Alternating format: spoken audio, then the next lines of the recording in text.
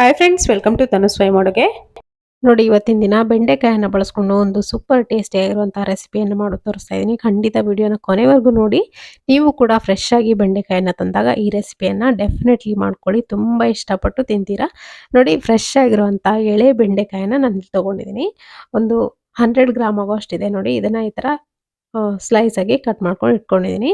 ಒಂದು ತವೆಯನ್ನು ಕಾಯಕ್ಕಿಟ್ಟಿದ್ದೀನಿ. ತವೆಗೆ ಒಂದು ಸ್ವಲ್ಪ ಎಣ್ಣೆಯನ್ನು ಹಾಕೊಂಡು ಬೆಂಡೆಕಾಯಿಯನ್ನು ಕಟ್ ಮಾಡಿ ಇಟ್ಕೊಂಡಿರ್ತೀವಲ್ಲ ಅದನ್ನು ಹಾಕೊಂಡು ಚೆನ್ನಾಗಿ ಹುರ್ಕೋಬೇಕು.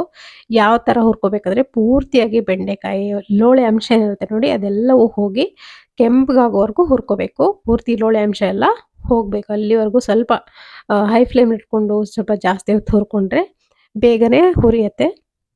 ನೋಡಿ, ಕಲರ್ ಕೂಡ ಪೂರ್ತಿಯಾಗಿ ಕೆಂಪಗಾಗಬೇಕು, ಅಲ್ಲಿವರೆಗೂ ನೀವು ಹುರ್ಕೋಬೇಕಾಗತ್ತೆ. ಖಂಡಿತವಾಗ್ಲೂ ಇದನ್ನು ನೀವು ಮಾಡ್ಕೊಳ್ಳಿ, ತುಂಬ ಚೆನ್ನಾಗಿರುತ್ತೆ ಟೇಸ್ಟು. ಚಪಾತಿ ರೊಟ್ಟಿ ಜೊತೆಗೆ ಒಳ್ಳೆ ಕಾಂಬಿನೇಷನ್ನು. ಚಪಾತಿ ರೊಟ್ಟಿಗೆ ಮಾತ್ರ ಸೂಟ್ ಆಗುತ್ತೆ, ಮತ್ತು ಬೇರೆ ಏನಕ್ಕೂ ಸೂಟ್ ಆಗಲ್ಲ. ನೋಡಿ, ಒಂದು 3 ಹಸಿಮೆಣಸಿನ್ಕಾಯಿ ಕೂಡ ಅದರ ಜೊತೆಗೇ ಹಾಕ್ಕೊಂಡು ಹುರ್ಕೊಳ್ತಾ ಇದ್ದೀನಿ.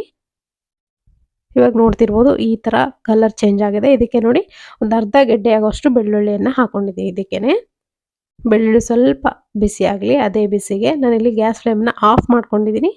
ಅದೇ ಬಿಸಿನಲ್ಲೇ ಈ ಥರ ನೋಡಿ ಫ್ರೈ ಮಾಡ್ಕೊಳ್ತಾ ಇದ್ದೀನಿ.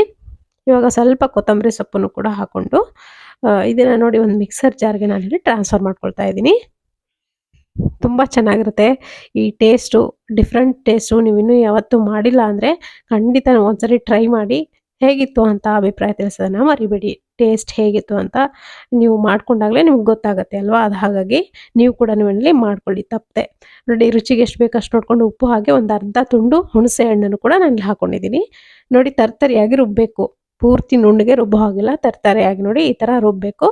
ಇವಾಗ ಇದನ್ನು ನಾನಿಲ್ಲಿ ಒಂದು ಮಿಕ್ಸಿಂಗ್ ಬೌಲ್ಗೆ ಅಂದರೆ ಸರ್ವಿಂಗ್ ಬೌಲ್ಗೆ ಸರ್ವ್ ಮಾಡ್ಕೊಳ್ತಾ ಇದ್ದೀನಿ. ತುಂಬ ಟೇಸ್ಟಿಯಾಗಿರುತ್ತೆ. ಖಂಡಿತವಾಗ್ಲೂ ನೀವು ಕೂಡ ಮಾಡ್ತೀರಾ ಅಂದ್ಕೊಂಡಿದ್ದೀನಿ. ಯಾರ್ಯಾರು ಮಾಡ್ತೀರಾ ಕಾಮೆಂಟ್ ಮುಖಾಂತರ ಬರ್ತಿಳಿಸಿ. ಆಮೇಲೆ ಹೇಗಿತ್ತು ಅಂತ ಕಮೆಂಟ್ ಮುಖಾಂತರ ಬರ್ತಿಳಿಸೋದನ್ನ ಮರಿಬೇಡಿ.